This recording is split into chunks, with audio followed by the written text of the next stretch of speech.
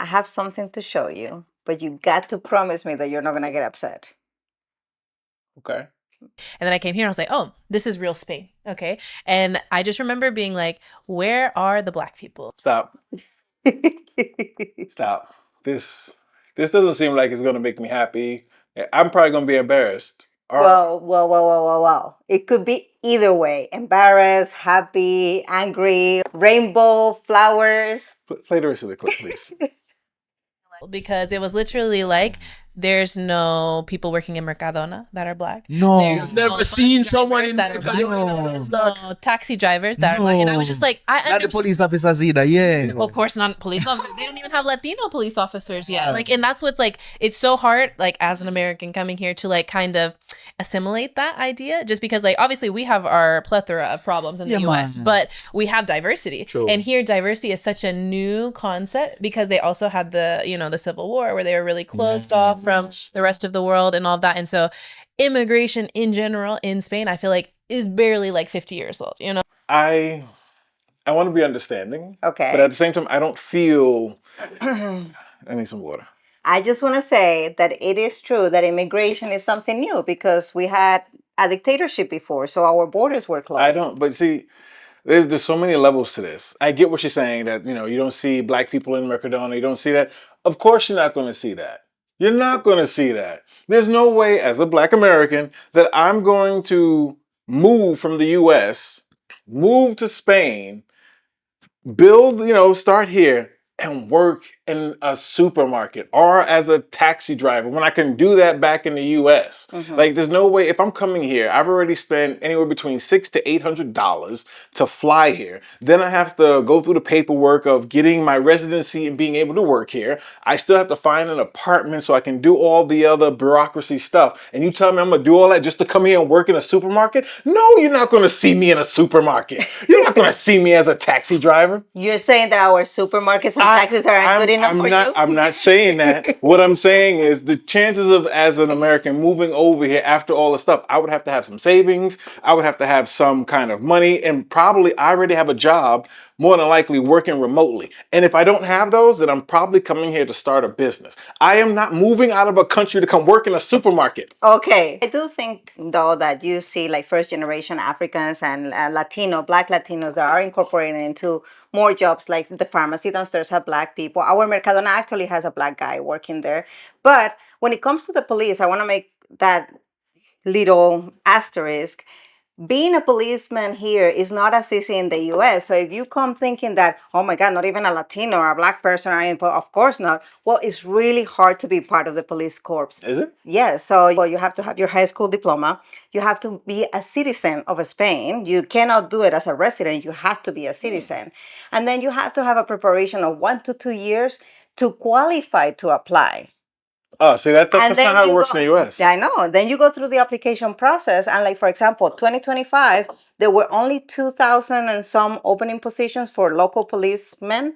And over 33,000 people apply for the job. So chances of anybody getting into the police corps is really reduced because this is a civil servant job, like a government job, which, by the way, I'm going to talk more about it at the end. So stay tuned for more. I never thought that, because for us, anyone can become a cop pretty much. Like, and one thing saying that, one thing I noticed is that y'all don't have necessarily super young cops. Like, at the age of 18, 21, you can be a cop in the US. Well, here you can apply at 18, right, but chances of you getting it is very rare. Whereas for us, it's just go to the police academy, you're done. Yeah, and the police academy is like 3 months. Yeah, just about 3 months. Yeah, so it's completely on top different. of that, you don't have to be a citizen to be a police officer in the U.S. If you have a green card, you can still apply and become, depending on the jurisdiction. Yeah, no, not here. Now, you have to be a citizen. the other thing too is that I think that kind of work mentality is something that worked, 10, 15 years ago. Today, we're working remotely. So the job offers isn't exactly the same. Americans. For Americans. Like, no,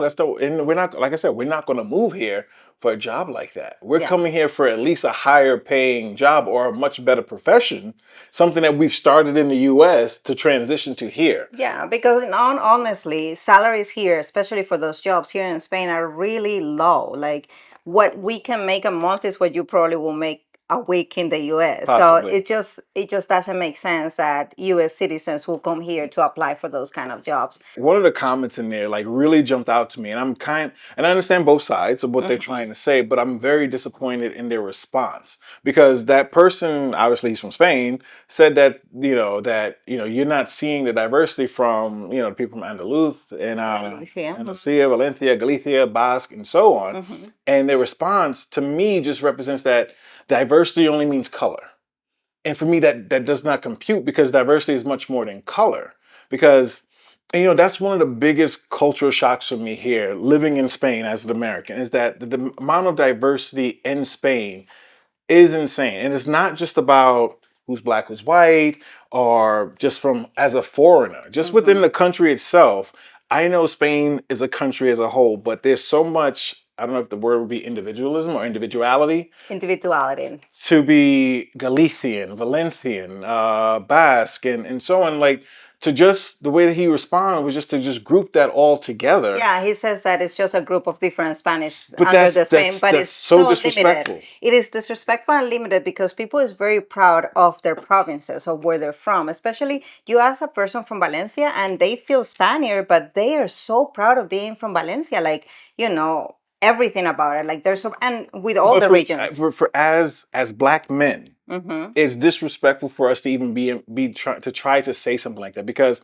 it would be like considering all black men the same.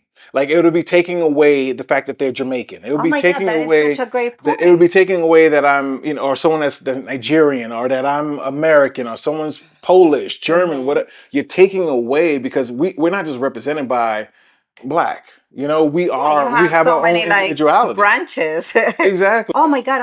That's like when somebody thinks that every black person is from Africa. Like when somebody Oh stops you my and they ask gosh, you, where you yes. from? And you're like, from New York. But where you from? And you're like, from Brooklyn. And they're like, yeah, but where you really from? And you're Yeah. like, they're expecting you to say Africa because in their mindset is like every black person is from Africa. So I think that unfortunately, yes. they're complaining about that specifically, but then they're applying the same behavior and boxing Yeah. that they're being put in. I remember a conversation we had once before with somebody that was talking about the way Spaniards look, the way Spaniards, that's how you know you're Spaniard. Like you don't look Spaniard. You don't look like a Spaniard person. That's what and that's how they Tired of hearing how they that. tell you that. But I personally don't believe that the way you look is what makes you something. I think it's the way you live. So if you live like a Spaniard, you love like a Spaniard, you cook like a Spaniard, you are being every essence, you practice the same traditions, you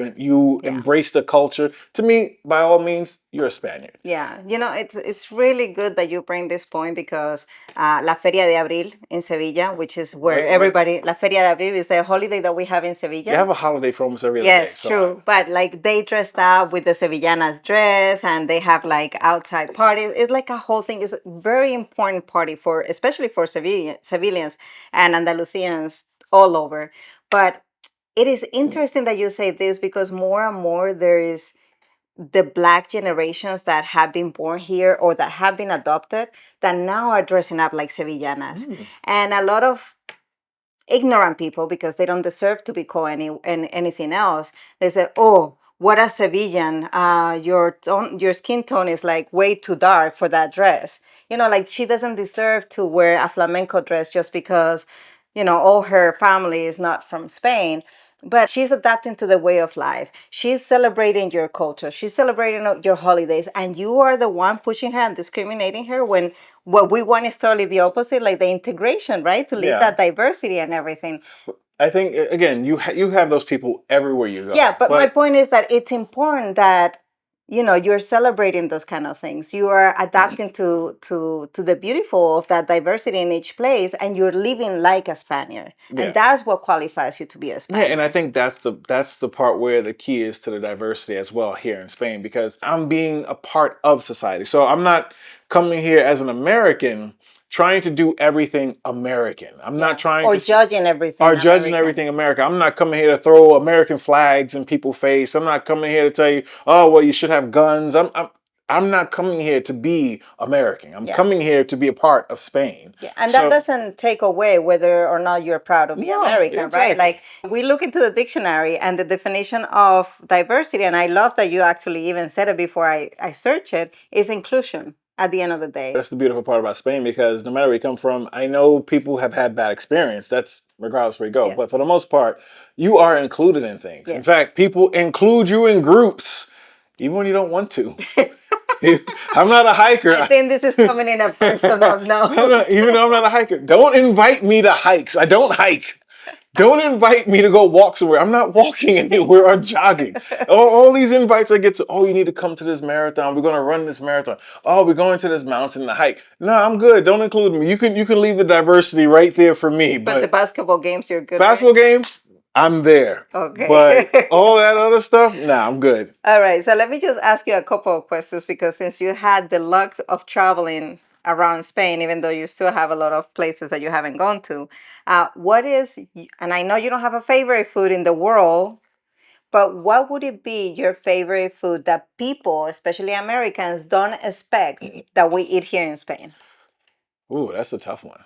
It is not a tough one. That's- You guys only think that we eat paella. Well- Which, by the way, we don't eat paella at night. So stop ordering paella for dinner when you come visit. Thank Listen, you. we have bigger stomachs than you guys, so we can do paella. No, we don't. No. Okay, so a food that I love here that I didn't think I would necessarily love, like it's definitely more seafood.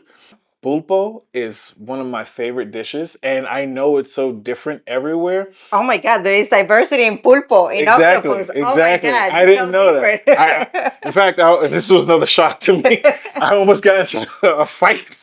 Not a fight. I'm just saying disagreement because somebody was. We're very unhappy. passionate about food, and octopus is a thing here. Like because we were in Murcia, Sí. and I was talking about Galician pulpo. Sí, the one that And- comes with paprika. Oh my gosh, that's so good, so Cierto. good. And so obviously, being in Murcia, they didn't like that I was saying that that's so good because they believe they have it better. I tried it; they're both good. That's all I want to say. You don't want to polarize this conversation? Listen. I don't care about the fight between which one is better. I'm just going to enjoy the food. That's what Yeah. I'm going to do. Ooh, calamari sandwiches.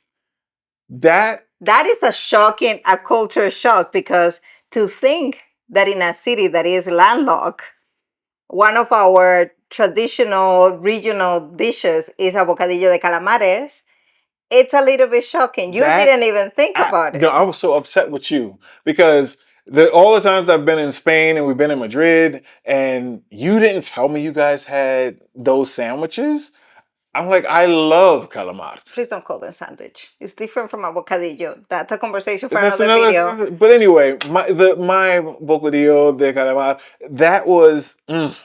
Now that is a sandwich I don't think people realize. And then you got the sauce. When we got it downstairs and they gave us the sauce for the bravas, obviously I was using the sauce for the bravas to dip it in that sandwich. That might not be a thing you do. People might be upset with me, but I'm gonna tell you right now, you need to try it. Oh, cocido. Cocido. Oof. That's my favorite dish. That has grown on me because it has everything I need. Everything I need in life. It has pasta. It comes. You can do it as a soup. You But got pasta chickpeas. means noodles, by the way. To me, it's pasta. You have noodles. You have the soup. You have the chickpeas. You have some meat. You have chicken.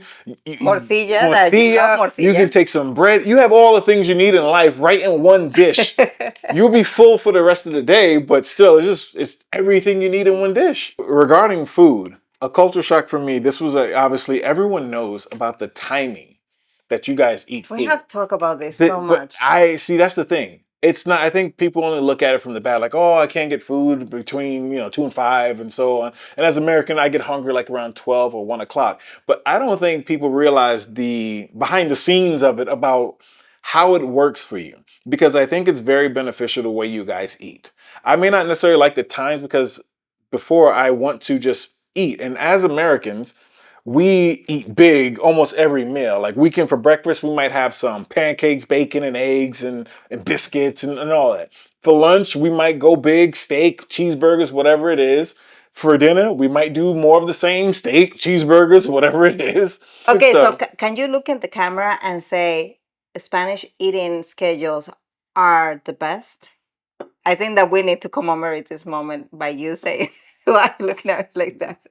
Why do we have to go that way? Why are you trying to get people? Because I think this is an important moment. I don't think it's an important moment. I And think it's America a is moment. celebrating the timing of eating in Spain. I am not necessarily celebrating the timing of eating in Spain. Do not try to Americanize my words and manipulate me.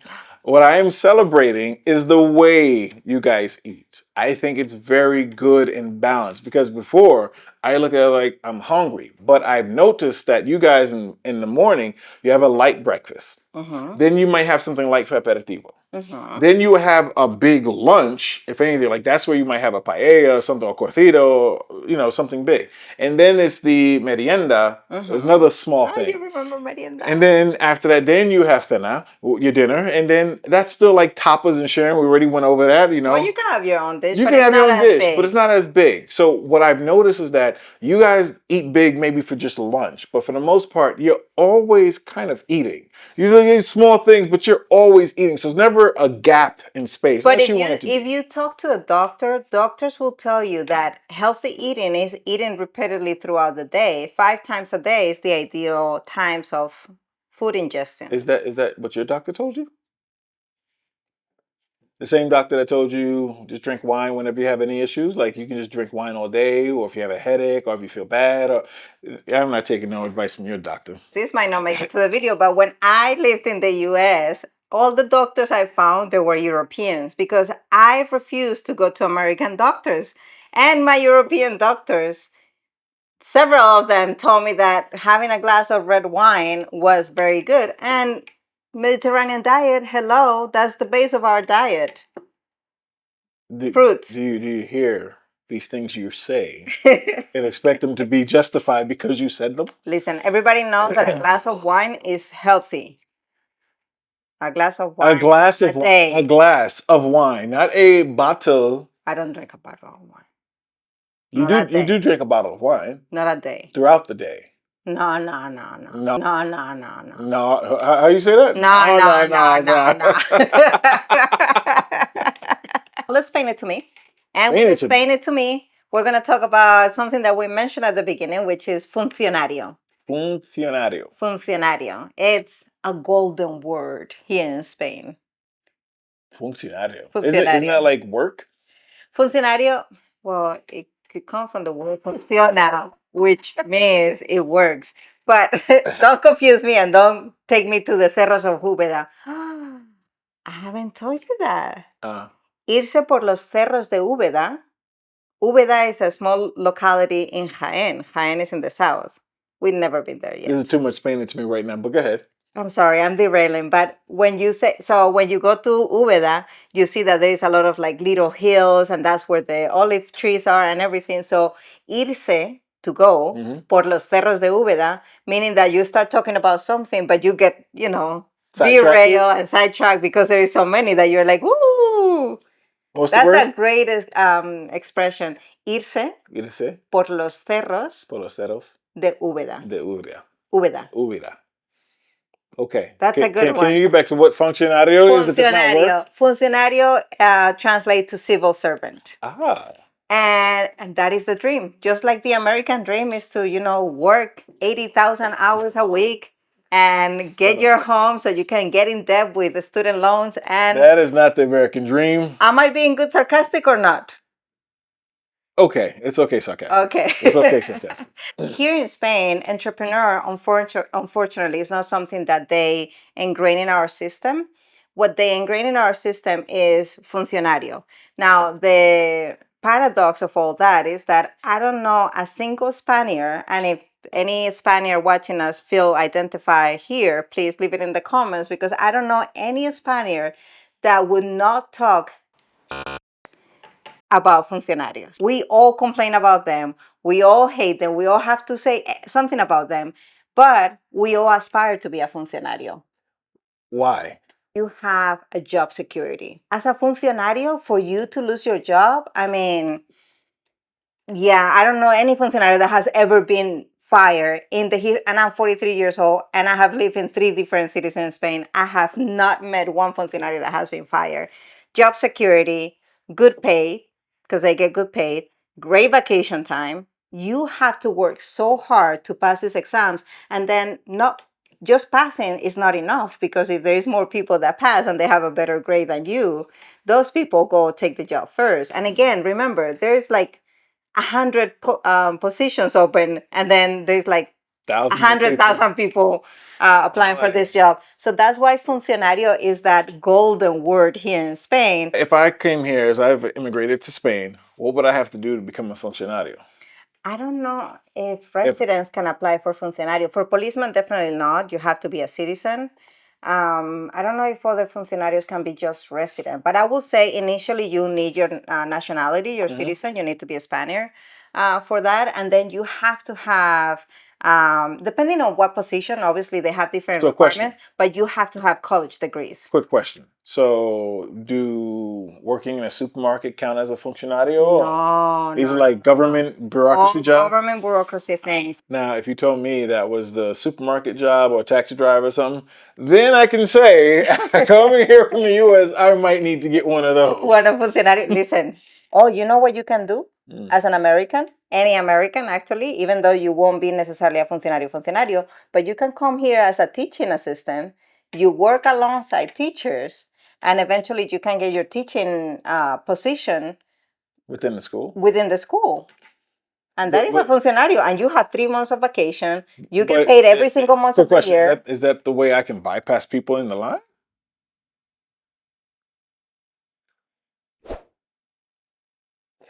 That's not cool. I hope that's not true. I have to find more information about that. Ooh.